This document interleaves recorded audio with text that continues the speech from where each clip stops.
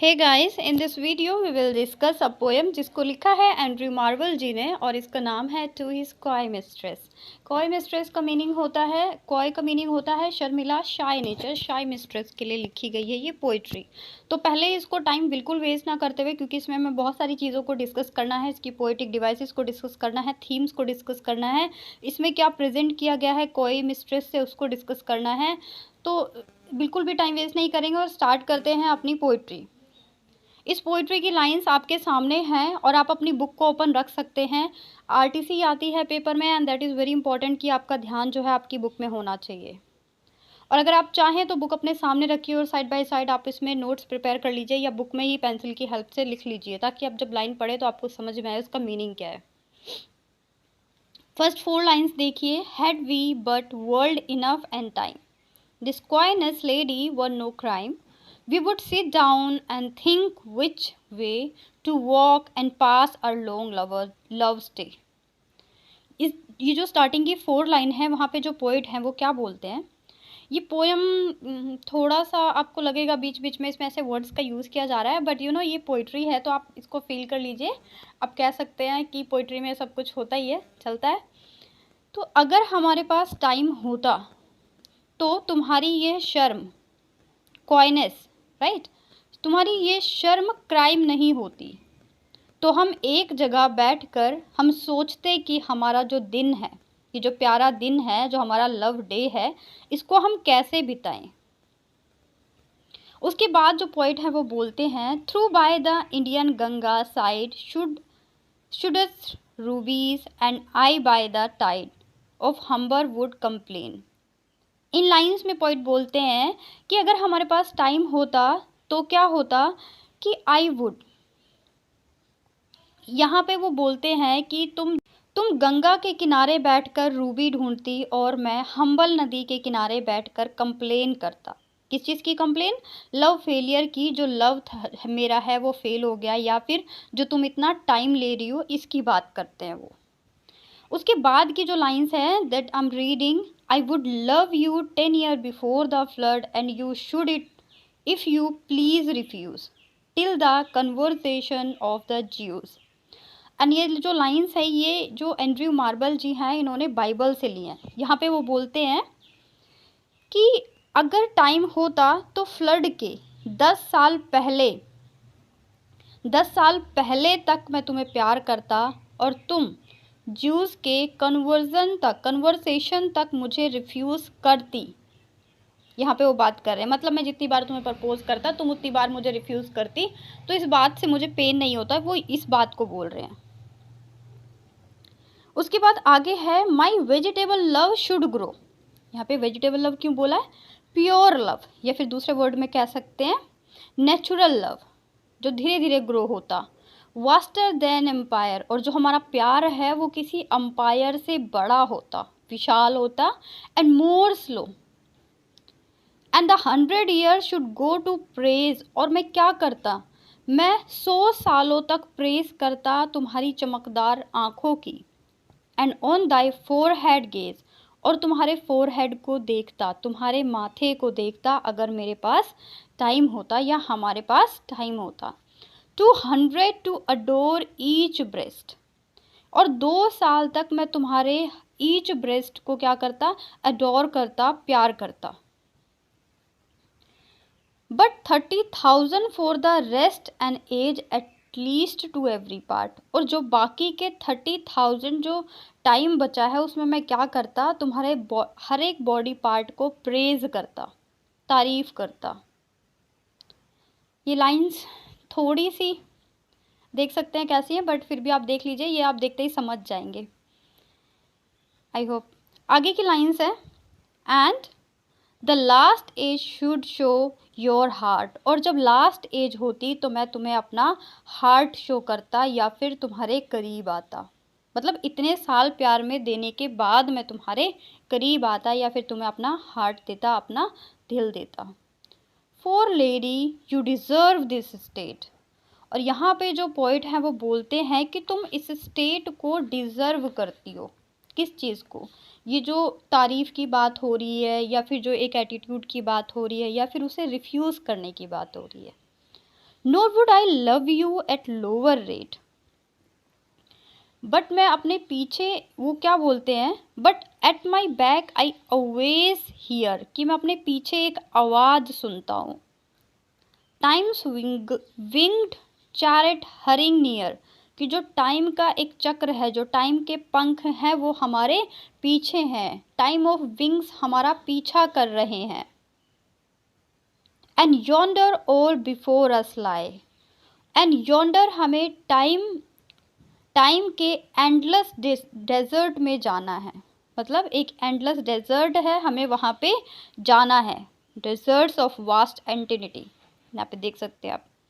Next start होता है, thy beauty shall no more be found, कि ये जो ब्यूटी है इसकी बात करते हैं, अपने बिलव्ड की ब्यूटी की बात करते हैं।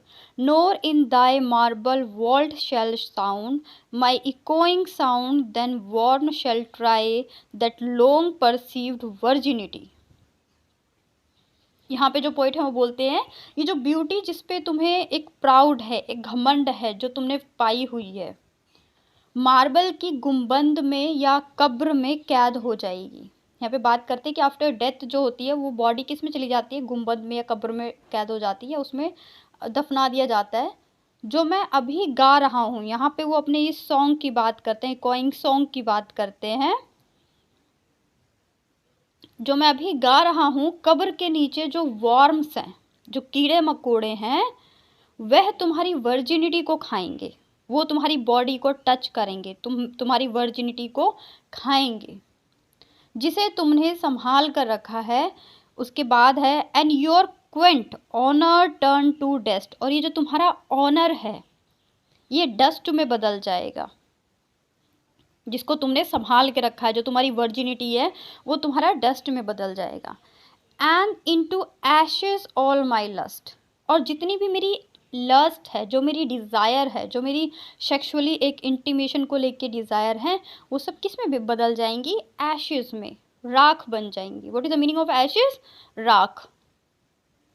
नेक्स्ट है,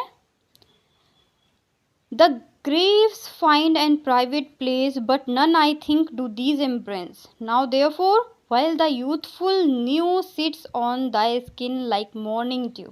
यहाँ पे बोलते हैं the grove एक private place है, but no one do love there. वहाँ पे कोई प्यार नहीं कर सकता ना, वहाँ पे कोई लव मेकिंग में बिजी नहीं हो सकता, वहाँ कोई फिजिकल रिलेशन में बिजी नहीं हो सकता।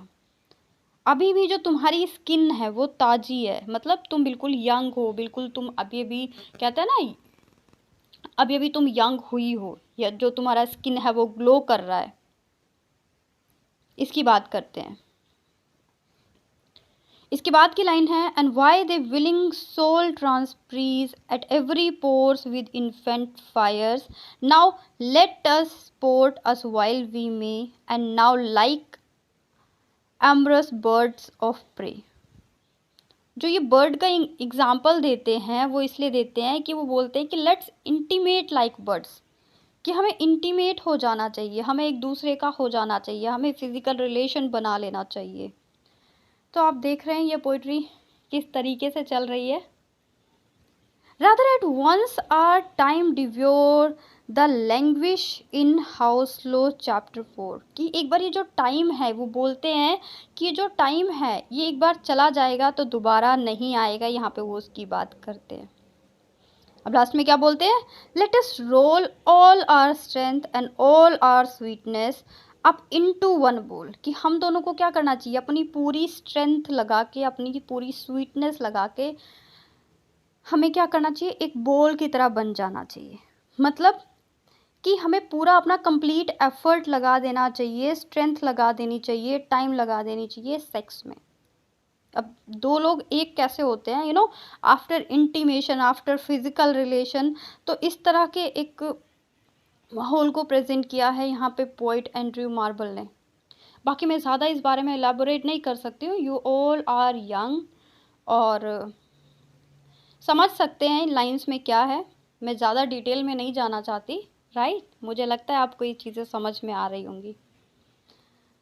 And tear our pleasure with rough strike, tear our pleasures मतलब कि जो खुशी है, जो प्लेजर है, उसे हमें तोड़ देना चाहिए। मतलब जब हम अपने कंप्लीट एफर्ट स्ट्रेंथ के साथ मिंगल्ड होंगे, इंटीमेट होंगे, एक दूसरे के हो जाएंगे, तो वो जो प्लेजर होगा वो इतना ज़्यादा होगा कि वो क्या होगा, टीयर अप हो जाएगा। Through the iron gate of life. और वो जो बॉल हम दोनों एक बन गए हैं, वो उसकी आयरन बॉल से हम उसे हिट कर देंगे, बाहर चले जाएंगे। Thus through we cannot make our sun, हम अपना एक अलग सन नहीं बना सकते। Stand still yet we will make him run, तो हमें क्या करना पड़ेगा, सन बनाने का मतलब क्या है कि यहाँ पे टाइम से है कि जो टाइम है ये चलता रहेगा। अगर हम एक हो जाएंगे तो अच्छा रहेगा, और कुछ टाइम बाद तो वैसे भी जो हमारी बॉडीज़ हैं वो क्या हो जाएंगी, बेकार हो जाएंगी। तो जो तुम्हारा यंग फेस है वो बेकार हो जाएगा, जो तुम्हारी वर्जिनिटी है उसे वॉर्म्स जो है वो खाएंगे। तो इस तरह की जो लाइंस हैं वो इस पोएम में हैं।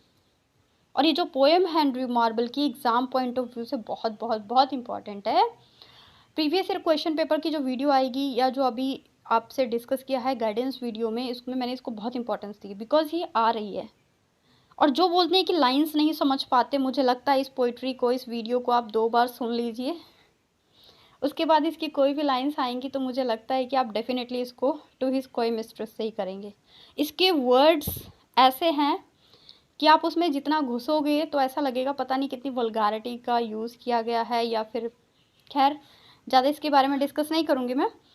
अब बात करते हैं इसमें थीम्स की, कि मेजर थीम्स कौन कौन सी हैं इसके अंदर।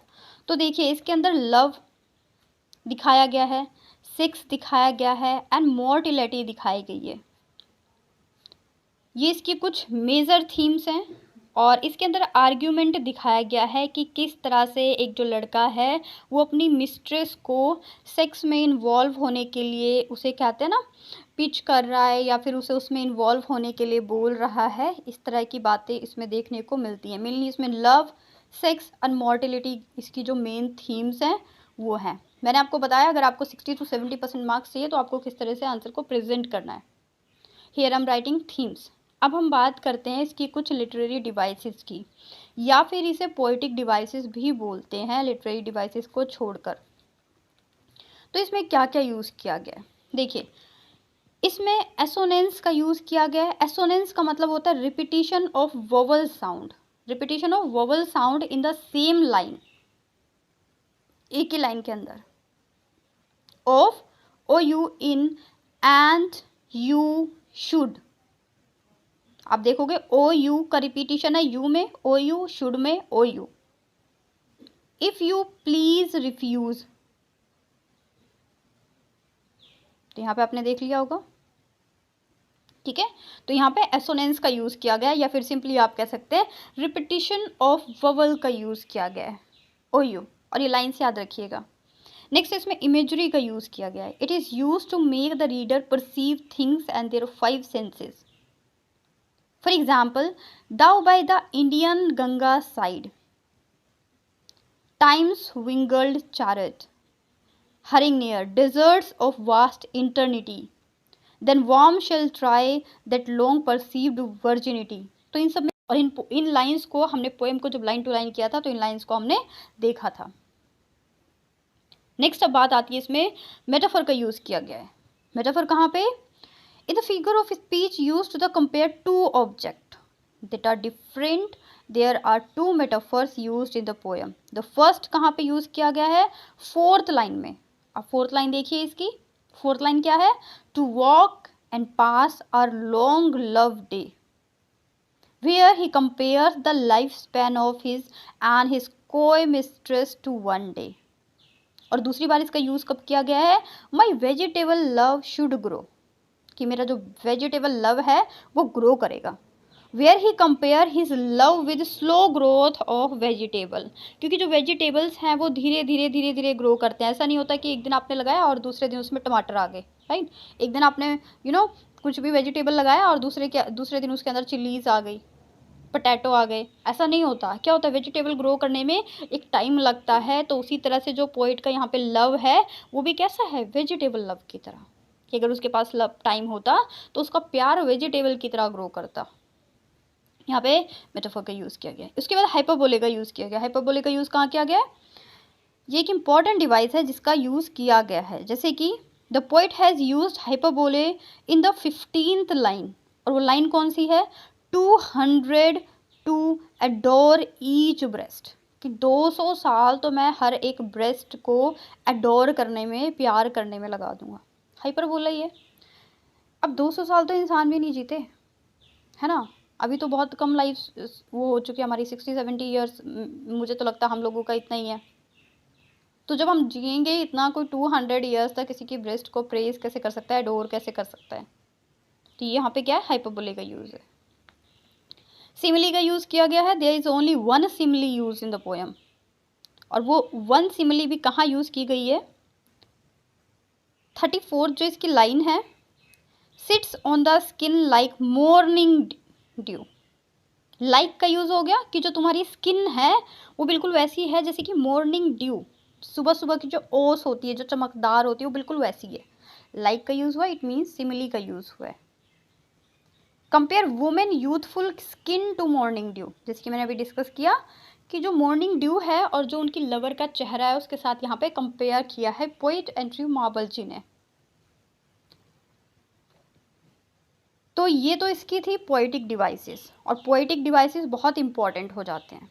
सी, अगर एक कोई स्टूडेंट सिर्फ समरी लिख के जा रहा है, आप खुद सोचिए, आपको पेपर चेक करना है, एक स्टूडेंट सिर्फ समरी लिख के गया, आप पोएट के बारे में थोड़ा सा लिख रहे हैं कि ये पोएम किसने दी, उसके बाद बता रहे हैं कि इस पोएम में शॉर्ट में क्या है, उसके बाद आप इसकी पोएम की कोई भी 4 लाइन को इलेबोरेट करेंगे, आप इसको एक तरह से पूरी पोएम की समरी करेंगे, इसमें पोएटिक डिवाइसेस को बताएंगे, इसमें थीम्स को बताएंगे कि लव, सेक्स और मॉर्टेलिटी की बात की गई है, तो आप बताइए नंबर किसको ज़्यादा मिलेंगे? आई होप मैंने सब कुछ बोल दिया है, जो भी इनडायरेक्टली, कि आपको कितने नंबर चाहिए तो आपको किस तरीके से पढ़ना है।